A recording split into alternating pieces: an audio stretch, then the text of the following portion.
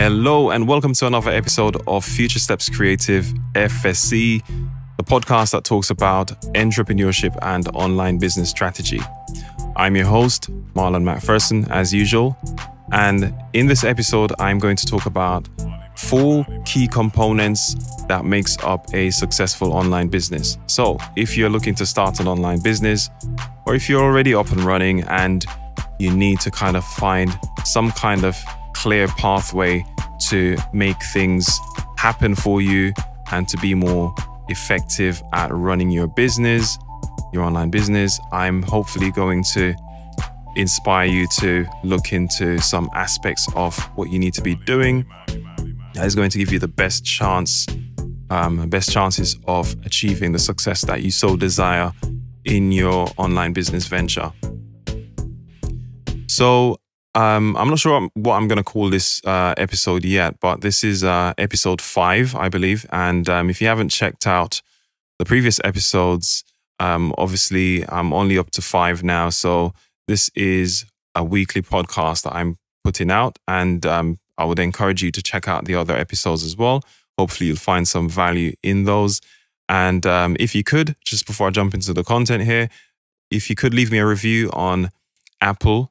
As of today, of me recording, the date of me recording this episode, I'm now live on Apple Podcasts or iTunes. I think they're now called Apple Podcasts. And you also have FSC on Stitcher, so Future Steps Creative. You can find it on Stitcher, and I'm publishing this on my YouTube channel as well. So wherever you're listening to this, could you please leave me a review and leave me some feedback? I mean, hopefully they're going to be good reviews. I hope you like it. If not, just, send me a message through my website or something and let me know what I'm doing wrong or how I could improve. And I will try and do that for future episodes. Anyway, enough of that. So the 4 key components of creating an online business. And this is something that I really, truly believe that if you concentrate on just getting these things right at the foundation, then you are going to have a much better chance, as I said before, of succeeding with what you're doing. So number 1 is, I'm going to say, you need to know your customer. Know your customer, know your client, know who it is that you're trying to speak to, who you're trying to reach, who you're trying to connect with in order for them to buy your product or service.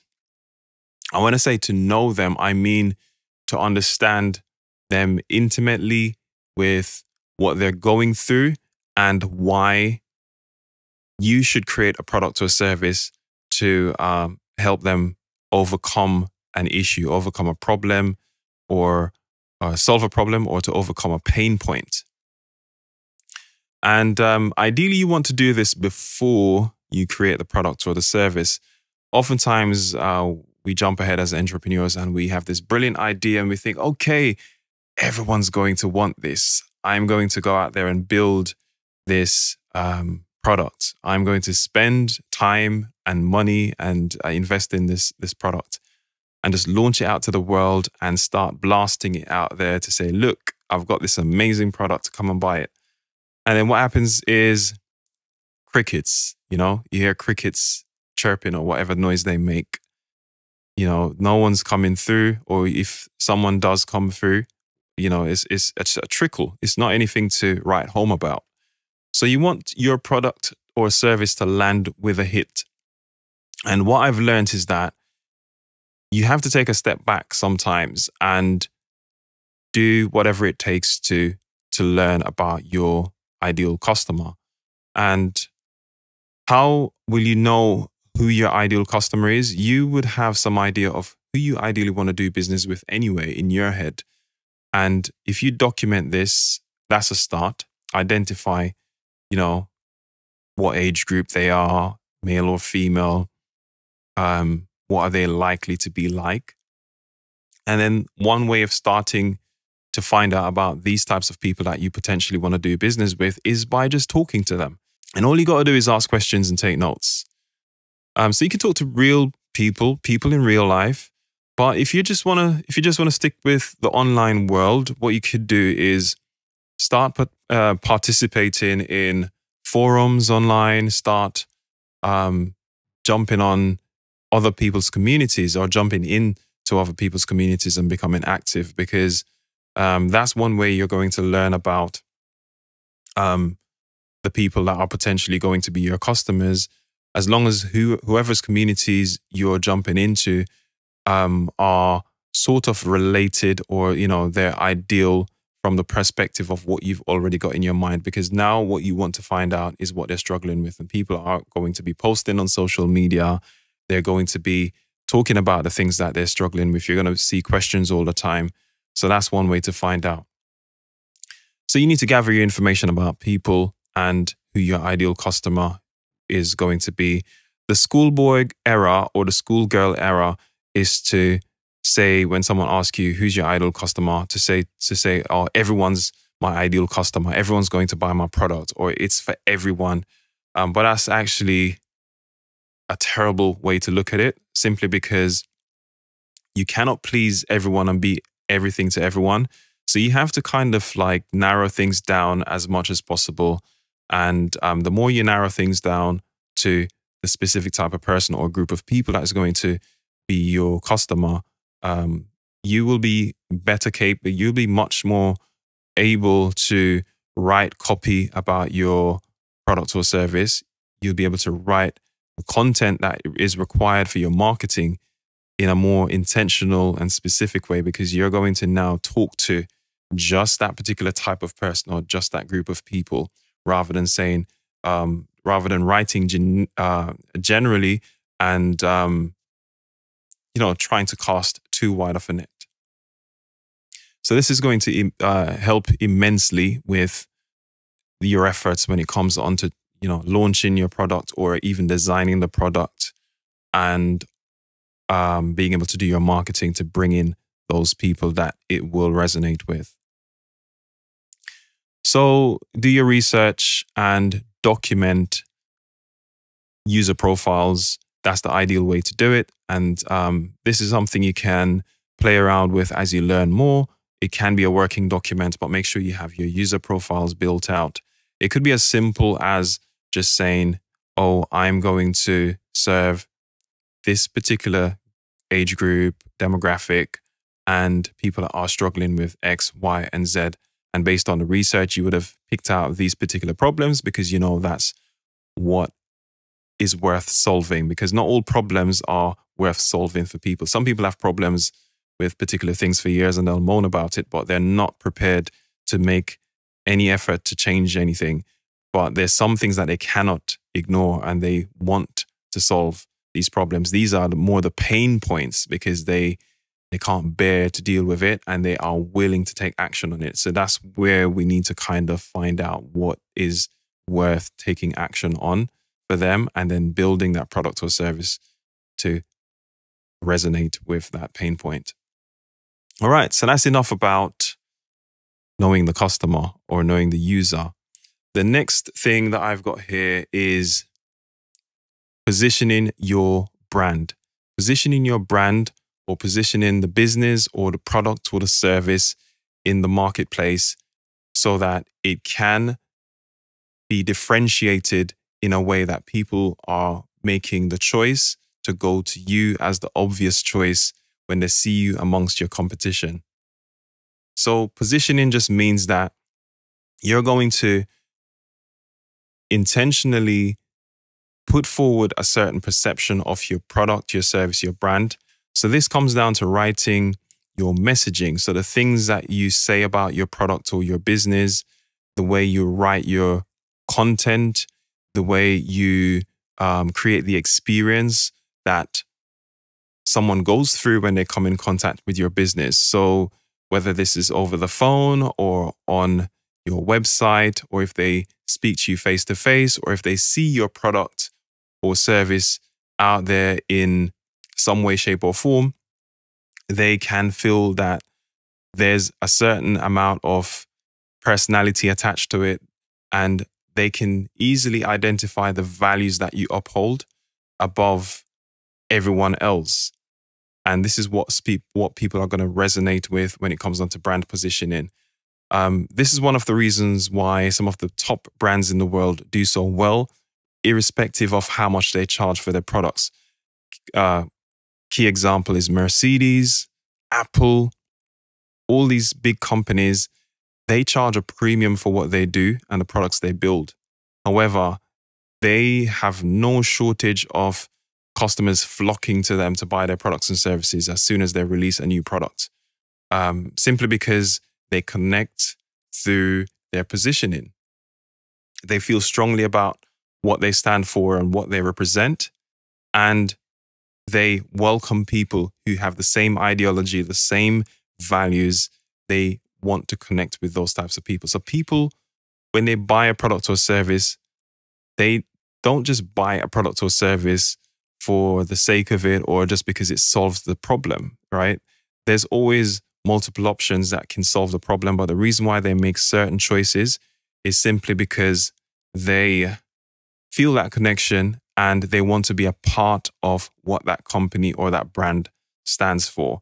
So just be mindful of that and think about what you value as a brand and how you want people to experience your brand and do business with you. With that being said, the next point is content creation. This is particularly important for online businesses. Content creation is a massive, massive point that you need to take on board. Content creation, let's examine what content is in the first place, okay?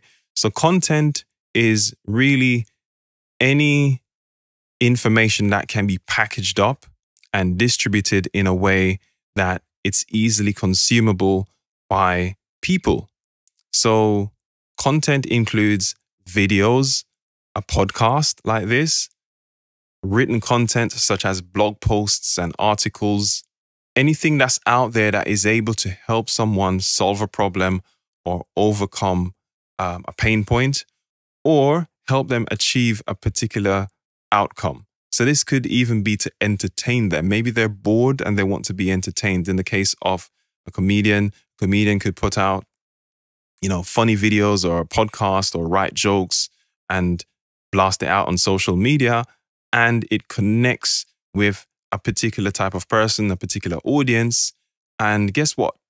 It brings them more fans and it brings in people that are potentially going to book them and do business with them. So content is one of the number one things that you should be concentrating on when it comes onto your online business. Content can be in two forms as far as, in my head. So first of all, the form that I usually focus on, I solely focus on right now is organic content. And what that means is, for marketing purposes, I create helpful content that I put out for free. And people discover this because they're searching for it, or it's recommended to them by somebody else because they've seen or consumed a piece of content that I put out, and they want other people to share in that joy as well. And as a result, I'm able to get more people to discover me, learn about me, and want to get more, right? And that's the whole idea. It's a long game. It's a long-term strategy. And I think that if you focus on that, you will see the results. The other way is paying for advertising or paying for visibility. For example, if you pay for Facebook ads or any ads on social media platforms, or even outside of social media, if you choose to do traditional marketing or traditional ways of use traditional media, such as using billboards, for example, or newspapers to advertise your product or your service.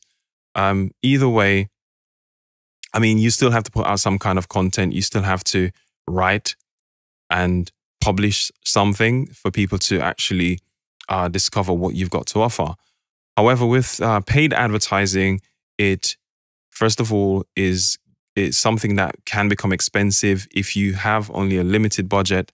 When that money goes, when that budget goes, that's it. You've got nothing left. You've got no content up.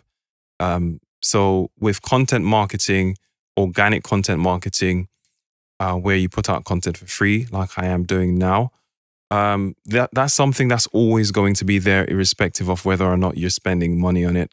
You know, you produce it one time and that's it. You've put it out, it's there. Especially if you do what's called evergreen content, meaning that it's relevant information that will be there for a long time and still be helpful years down the line, months down the line, and not just something that is here for now, for today, following a trend or capitalizing on an event that's trending or something like that.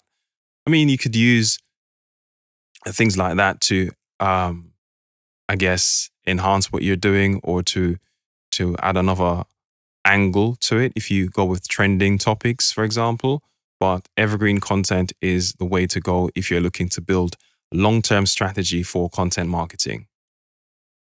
A lot of people want to ignore this aspect of it because they feel that it's difficult and time-consuming producing content. But, you know, it could be, there's always a way to do it. It doesn't have to be a podcast. It doesn't have to be videos, even though I'm a big advocate of videos and podcasts, and I'm combining them now on this particular episode, and hopefully all my episodes or most of them will have a video component to it.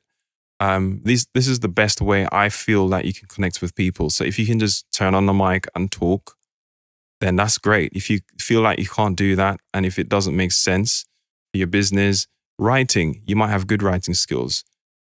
You know, help to solve someone's problem by doing a how-to article on how to do their tax returns or something, if that's the field that you're in. Maybe you're an accountant or something, okay? So there's always an option, and there's endless opportunities online now with all the various social media platforms where you can build your brand and put out content that will help people and have them connect with you. Okay, so the next point that I would like to make, the next thing that I would like to talk about that's really important is your marketing funnel / sales funnel. Some people refer to them as one or the other. I think pretty much along the lines of marketing funnels. And what this is the set of steps that you take or take people through once you've attracted them through the content marketing that you do and bring them closer to buying a product or service. Now, the wrong thing to do is to have someone just get in contact with you or meet you, and you have and you're trying to sell them something straight away. It just doesn't make for a good experience on the end of the customer, and you'll find it difficult. You'll find it much more difficult to close on a sale, you know, or for someone to do business with you if straight away you're shoving a product or service down their throat. Imagine if you just met someone and they suddenly say, oh, within maybe about 20 minutes, half an hour of them talking to you, oh, let's go on holiday together next week. Would you say yes? Well, I guess some people would say yes if you're crazy enough. But you don't yet know this person. You've literally just met them. You don't know if they're a serial killer. You don't know if they're crazy. You don't know what their motives are. You can't trust them. A better way to do it is to really get to know them over weeks and months and maybe even years before.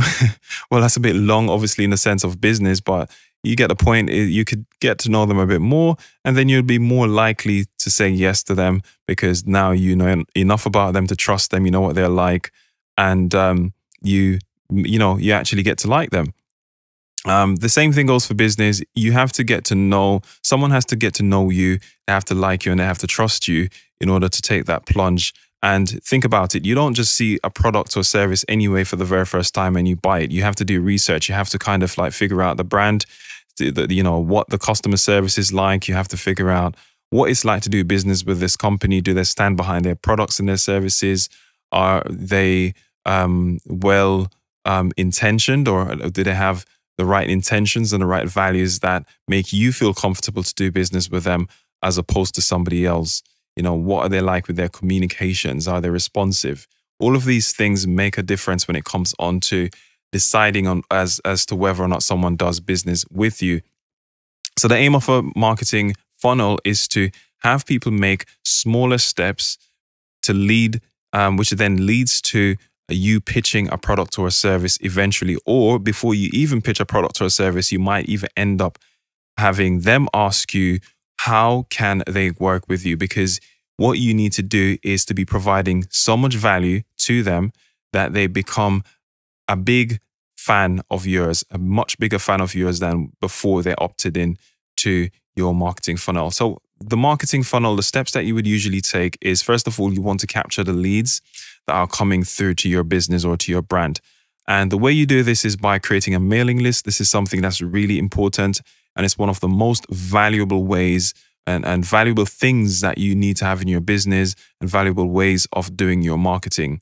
When you build an email list, you have a list of qualified leads ready to buy from you eventually, as opposed to being reliant on generic traffic coming in from other places. And the way that you know these leads are going to be qualified is because they have already searched and found your content. And what you would want to have is what's called a content upgrade. A content upgrade is something that you can use to take them to the next level and therefore capture their email address and their contact details. And this usually comes in the form of a free gift of some sort. So this could mean that you have some sort of report, a white paper, for example, that you can have them download that is going to even help them more with the struggles that they're going through. And that's like a really quick win for them. It could be a checklist of some sort that helps them achieve a certain outcome, or it could be even a free trial to using your service on your website, and you can capture their details at that point when they register for the free trial, and the details will be stored on your website. Now, the most ideal way to capture the details to build a mailing list is to use a service provider that specializes in list building and email automation. So what you do is register with one of these companies. These are normally paid services, but you do have free ones out there, such as MailChimp and MailerLite, where you can start off with a certain number of contacts before or subscribers before you can or need to start paying for it. So you'll need to have that, an email list service provider set up, and you need some way of hosting your capture form, which is what people would fill in to receive the free gift, to have that value exchanged and to give their details in exchange for the free gift. So usually you would have something called a landing page, and this could be on your existing website, or it could be a separate service altogether offered by a third party. These could be free, or it could be a paid service that just has maybe like a one-page opt-in that someone can go and read some copy, know what they're opting into. And the point is to get them to enter their details, to say yes to you, to receive that gift, as well as future communications. This now presents an opportunity for you to communicate one-on-one with this person who is already qualified in a way for what you're doing, because they've searched you, they've found you, and they're now taking that free gift that is taking them a step closer to solving the problems that they have to solve. And your job is to make sure that you continue to build that trust, continue to provide value, over-deliver on the value that you can provide. And at that point, this person will be just so happy to have found you and to be so happy to be consuming the information that you have for free, that they'll be willing to take that next natural step, which is to work with you or buy a product or service from you to be able to consume what you have in more detail. And you know, that is the perfect opportunity for you to pitch after providing a certain amount of value. This is something that has to be worked out. Gary Vaynerchuk, which is a super intelligent marketer online, he's written several books, including one called Jab, Jab, Jab, Right Hook, which is where you give, and then you go in for the ask, and you have to ask for the sale. Otherwise, you may be leaving money on the table and leaving opportunities on the table. So pretty much that's where I'm going to leave it for this one. I know some of you are just starting out building your online businesses, or you have already started. Maybe you've started, but you're struggling to really figure out whether or not you're on the right path or if you're doing the right thing. Okay, so I have a free online business checklist that will give you some of the steps that you need to be taking when it comes on to running your online business effectively or setting something up with the right foundation. So go ahead and go to marlonmcpherson.com/business checklist. And even if you go onto the homepage, you'll see my opt-in where you'll be able to enter your details and get that free checklist along with some additional resources that you'll find super valuable as well. And you'll be hearing from me in future emails, so you can see how that works on my end as well. So go ahead and check out my free checklist on my website. And do reach out to me and let me know what you're struggling with. Head over to my website and use the contact page and just send me an email. And or if you opt in for my free checklist, just reply to any of the emails that I sent you and let me know what you're struggling with. And as I get information from you, I'll be making more free content, more podcast episodes or video tutorials, which are going to be on the YouTube channel to obviously help you out and get you closer to your goal and to your dream of building a successful online business, and just sharing the strategies as I learn. Now, I'm giving you all the information that I can possibly give you based on my own experiences that I'm having now within my online business, as well as things that I've done before and the things that I'm learning. I really appreciate you being here, hanging out with me, and I really look forward to doing the future episodes of this podcast. I'm enjoying it, and I want to say thank you once again. And until next time, this is all I've got for you. This is Marlon signing out. Have a good week and stay positive, stay productive. I'll speak to you soon. Take care.